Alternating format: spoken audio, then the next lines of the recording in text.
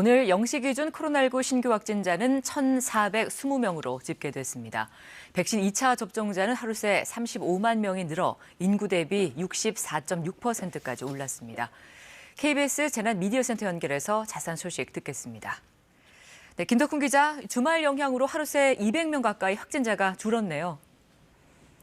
네, 오늘 신규 확진자 1,420명입니다. 9일 연속 2,000명대를 밑돌고 있습니다. 하루 전과 비교해서는 198명 확진자가 줄었고 일주일 전 같은 날과 비교해도 174명 적습니다.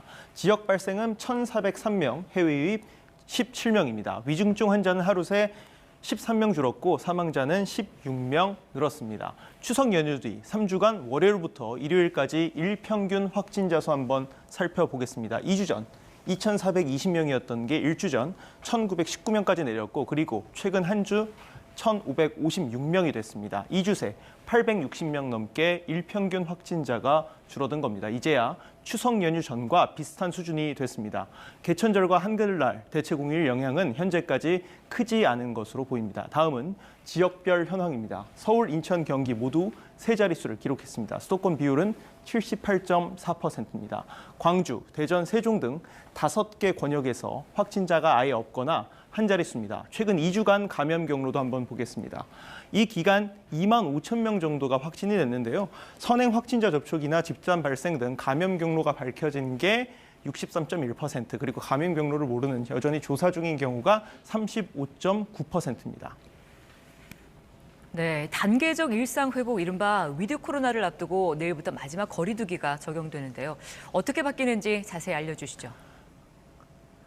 네, 방역당국은 며칠 전 이 마지막 거리두기를 확정을 했는데요. 기본적으로 수도권 4단계, 비수도권 3단계는 유지가 됩니다. 세부 내용만 바뀌게 되는데 표로 한번 정리를 해드리겠습니다. 내일부터 수도권에서도 오후 6시 이후 접종 완료자 4명을 포함해서 8명까지 모일 수 있게 됩니다. 3단계 지역은 접종 완료자 6명 포함 모두 10명까지 모일 수가 있습니다. 수도권은 독서실, 스터디 카페 등 기존 밤 10시에서 자정까지로 영업시간이 늘어나게 되는데요.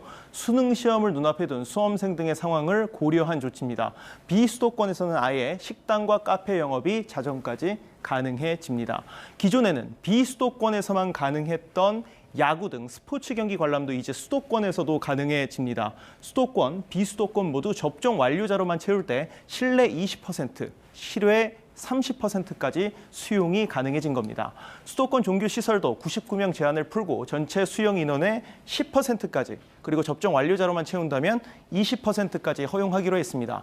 비수도권은 전체 수용 인원의 20%, 접종 완료자만이면 30%까지가 가능합니다. 마지막으로 백신 접종 현황 한번 보겠습니다. 어제 하루 41만 7천 명 접종이 이뤄졌는데요. 대부분 2차 접종이었습니다.